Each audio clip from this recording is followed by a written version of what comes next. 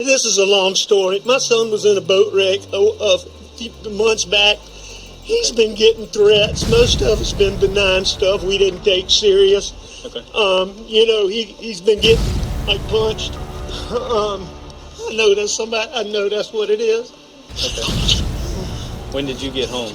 Right when you called, or did you go to the house first? Where is the house? I came to the house first. My mom has late stages Alzheimer's, and my dad is in the hospital. Okay.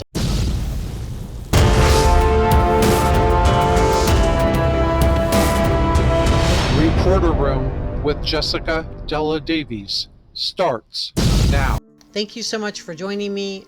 My name is Jessica Della Davies. I'm an investigative journalist. We have so much to get into. I have some updates for you today. Today, let's talk about Alex Murdaugh and the real reason that he did away with Maggie and Paul. What was driving him? We're also going to talk about Buster Murdaugh and Maggie's millions. Did she fund Alex's defense in her own murder? And I think Prosecutor Waters did a great job of laying out what he believed Alex's psychological pathology to be. And we saw this in his cross-examination of Alex Murdaugh. And if you've been with Reporter Room for a while, then you would have joined me in other discussions about narcissism. So let's start with the dynamic between the golden child this time and the narcissistic parent. And I'm going to discuss Buster in just a moment, so please stay with me. Everything I'm sharing is my opinion, and opinions are not facts, so please don't send any negativity to anyone. Let's be kind to each other. This video is for educational and entertainment purposes only. Please subscribe, hit the notification bell, give this video a thumbs up, and consider hitting the thanks button. So a golden child is the child that the narcissistic parent likes the most. This child will get privileges that the other children or family members do not receive, like validation and acknowledgement. And if you ever experienced this dynamic in your own childhood, or maybe you were married to a narcissistic person, then you understand this very, very well. So what is the catch? Well, there is a catch. Neither the scapegoat or the golden child comes out of this unscathed. So let's consider what it would have been like for the golden child to a narcissist. So to be a golden child, you would have to constantly be bringing some sort of narcissistic supply, validation, admiration to the narcissistic parent or a narcissistic spouse. In my opinion, that both Maggie and Buster were doing this for Alex. They were his narcissistic supply. So why did he do away with Maggie and leave Buster unharmed? And I know Alex's name can be pronounced as Alec, but let's just stick with Alex for simplicity's sake. So Buster was following in Alex's footsteps. He attended the University of South Carolina. He joined a fraternity. He got into law school. And in contrast, Paul was having a much tougher go of it in their household. In fact, Paul's nickname was, quote, Little Detective, because he was watching Alec for signs of taking, and I'm watching my words here, medication that Alec did not have a prescription for. And this would have brought shame to Alex. And to make matters worse, the boating crash that took place at Archer's Creek that ended up taking away Mallory Beach's life would have brought tremendous shame onto Alex.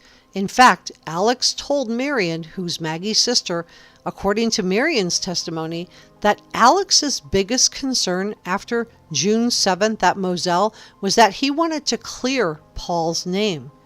Now, this didn't have a whole lot to do with Paul, in my opinion, because Paul was no longer here. This was about clearing Paul's name and how Paul would reflect on Alex. A narcissist has a need to maneuver themselves into the limelight of their children's successes. The title of golden child is very conditional.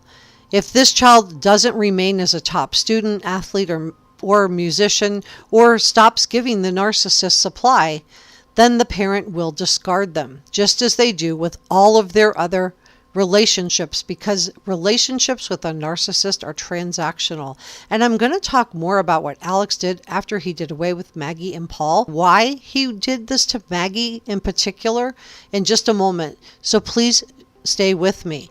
So A child who's raised in this environment, when their achievements are preferred over emotional stability, this will create a child who's incapable of regulating their own emotions. And this means that this child develops their outer world, and that's the accumulation of material things, instead of their inner world of emotional stability.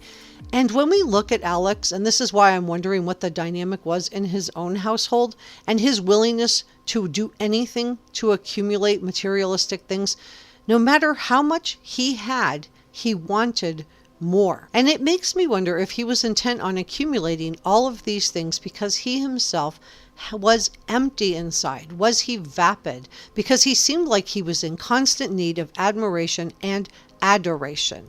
So Buster had moved on, was growing into his own, and Alex seemed and still seems genuinely proud of Buster. Let's talk about what led to Maggie's demise. And I think there are two factors in play here. One is narcissism, the other is money. So Maggie was going to her summer home, right? She wasn't coming home as often.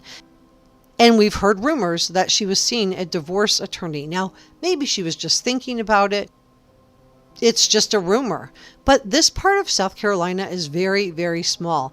And we have to consider the fact that Alex would have heard about this too. If we know about it, he certainly would have known about it. And this would have brought him tremendous shame.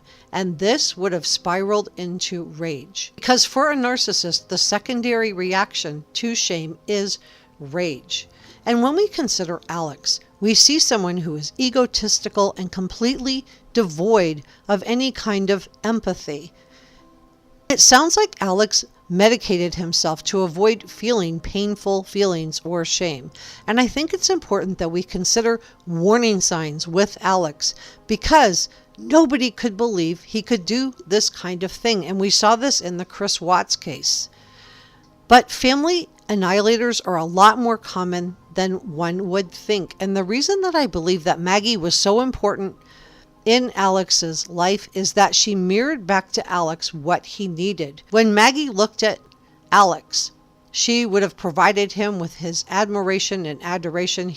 That was until she discovered, and Paul discovered, that he was taking medication that he shouldn't have been taking, and I'm watching my words here, that was not prescribed to him. And suddenly he was being viewed by Maggie and also Paul in a different light. And this would have brought up shame, and that would have spiraled into anger. Have you ever had to endure someone like this in your own life? Have you ever had someone who was completely vapid and was relying on you to validate and stroke their ego constantly? And you are busy walking on eggshells because if you don't do this, if you fail to do this, you will be met with being discarded or anger. So it sounds like Maggie was starting to move away from Alex. He repeatedly said he wanted Maggie home, that he always wanted Maggie home when he talked on the stand. And he seemed really proud of the fact that he found out from Blanca that Maggie had been worried about him. It sounds like Maggie was spending less time with Alex at Moselle and was spending a lot more time at the beach house and finding a myriad of excuses not to come home. And maybe she was emotionally exhausted, because dealing with somebody who is narcissistic and trying to prop up their ego and deal with their manipulation is exhausting. So for Alex, this withdrawal of adoration and admiration would have angered him. And in my opinion, his rage reached its height, and he decided to do away with Maggie and Paul.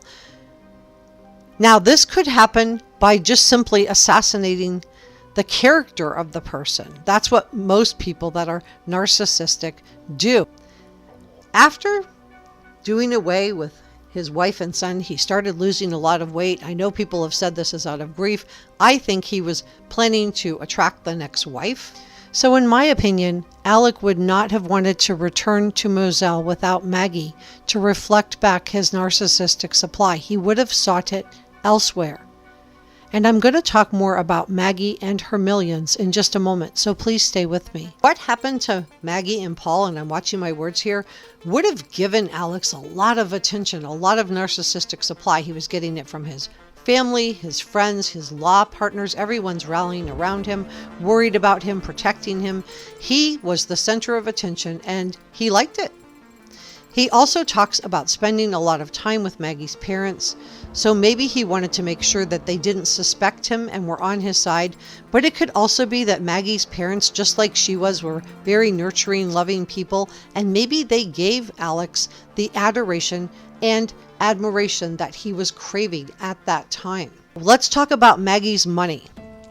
Back in 2005, around the time that Alex was having an affair, Maggie listed her sister Miriam Proctor as the person who would have oversight of her estate, which included owning completely Moselle, and she also owned half of the beach house.